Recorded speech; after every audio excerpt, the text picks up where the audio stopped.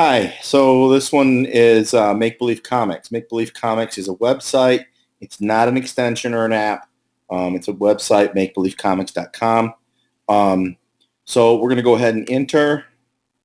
And when we go in, we have lots of choices to make right off the bat. I like to start by choosing how many frames I'm going to be using. It kind of makes me plan things out. Down here, 2, 3, 4 frames. Then I usually go into background colors. Now, obviously, these things can be done in any order. Whatever creative order the student or you have works just fine. So we put in a background color. Now we're going to start adding some characters. There's lots of characters, and they're constantly adding more. This is a really neat product as far as that's concerned. Each character has multiple poses, and once you find the one you want, you go ahead and pop that person in. You can relocate them anywhere in the slide or panel, whatever you want to call it. There we go.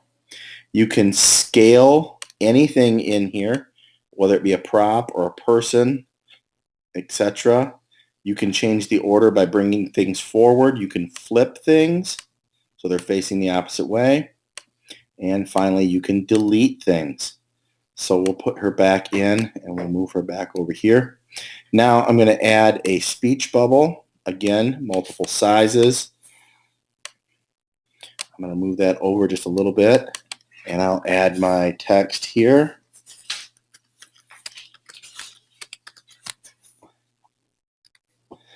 Okay. Then I go into panel 2. I add maybe another character.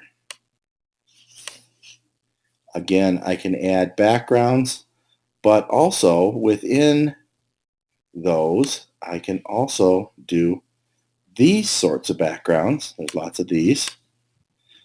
There we go. Put him in a living room type situation. There's also props. You can see that there's words.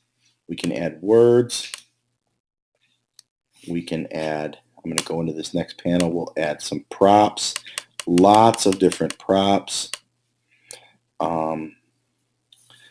And then you can also add the little banners, suddenly, to be continued, so on.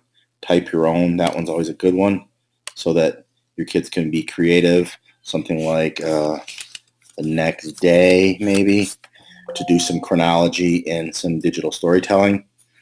So I'm all set here. All right, I'm going to go next. Now, this is kind of tricky using it with younger kids because they are not going to, Make Believe Comics will not be able to email your student. And so what I typically do is I have them put the student name in here. I have them add my email to both the from and the to. So basically, as far as the website's concerned, I'm sending this to myself. The only way I have to identify it from different students is here where it has the student name. The other thing that we occasionally do is we will do a screenshot.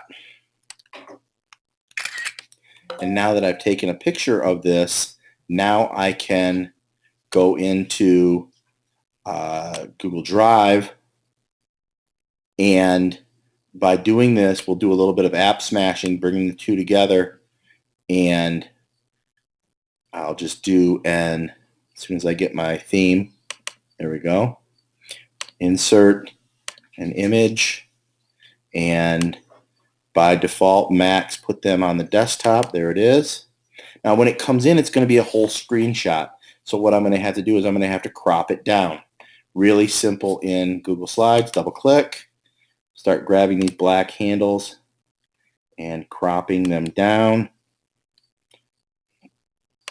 And this is a way, by doing the screenshot method, not only are you bringing in multiple apps, which is always a good thing, it has some process for the students, but also they can save this in their drive and share it like anything else. So that is Make Believe Comics. I hope you can find that useful in your class.